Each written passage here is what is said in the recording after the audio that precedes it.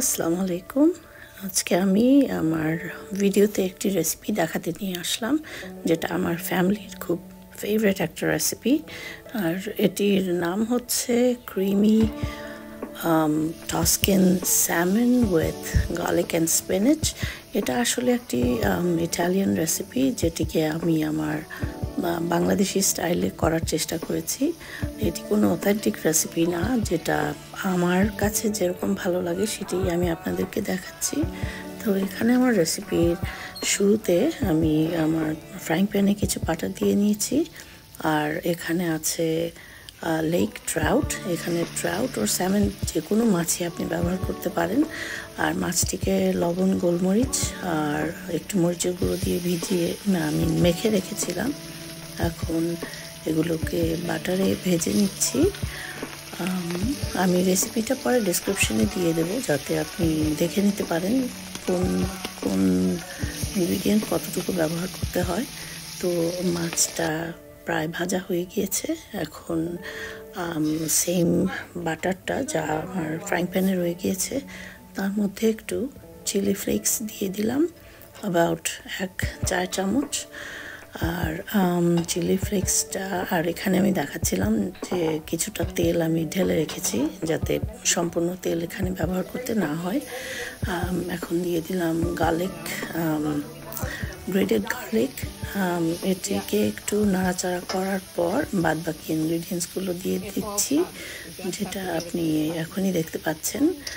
তো এখানে গার্লিকটা যখন বেশ একটু স্মেলটা, মানে কাঁচা গন্ধটা চলে যাওয়ার পর এর মধ্যে দিয়ে দিচ্ছি ফ্রেশ ক্রিম আর হেভি ক্রিম। আমি এখানে পুরো কন্টেনার, যদিও দেখা যাচ্ছে আসলে পুরোটা দিইনি, এখানে হবে হয়তো অর্ধেকের একটু বেশি। তো দেওয়ার পর আমি অবশ্য এই কন্টেনারটাকে আবার একটু পানি দিয়ে ধুয়ে আবার সে পানিটাও দিয়ে দিয়েছিলাম, যেন আমার রান্নাটা খুব বেশি ঘন না হয়ে যায়। আর 1 চিমটি লবণের মধ্যে দিয়ে দিয়েছি। তো এখন দেখতে পাচ্ছেন সে কন্টেনার ধোয়া পানিটা দিয়ে দিচ্ছি। আর মাছ ভেজে নেওয়ার পর যে মশলাটুকু ছিল সেটাও ঢেলে দিলাম। আর এখন দিচ্ছি ইটালিয়ান সিজনিং 1 চা চামচ মতো। তো এটাকে একটু নেড়েচেড়ে যখন পানিটা বেশ বলক উঠে গেছে, সব কিছু মিশে গেছে, তো আমি চুলার হিটটা একটু কমিয়ে দিলাম। আর এখন যেটা দেখতে পাচ্ছেন, এটা হচ্ছে সানরাইজ টমেটোস। আর এগুলোকে আমি কুচি করে রেখেছিলাম তেল থেকে উঠিয়ে। এটার তেলটাও আমি ভাজার সময়, মানে এই সানরাইজ টমেটো যে বটলে আসে, সেই তেলটাও এই রান্নায় ব্যবহার করেছি। আর এখন সেই টমেটোসগুলোও দিয়ে দিচ্ছি। তো এখানে বেশ অনেকটা ছিল, আর পুরোটা আমি ব্যবহার করিনি।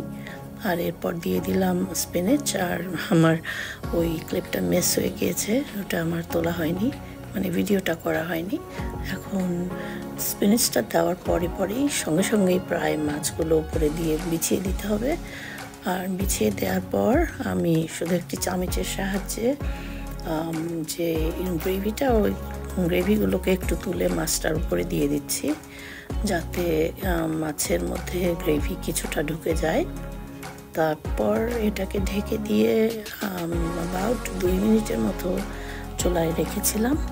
আর দেখতে পাচ্ছেন যে আমার এই ঝোলটা বেশ একটু ঘন হয়ে এসেছে। আর এই হচ্ছে আমার এই রান্নার ফাইনাল লুক। এটি রান্না করা খুবই সহজ। এটা আবারও বলছি, অথেন্টিক কোনো রেসিপি নয়। আশা করি এটি আপনাদের ভালো লাগবে।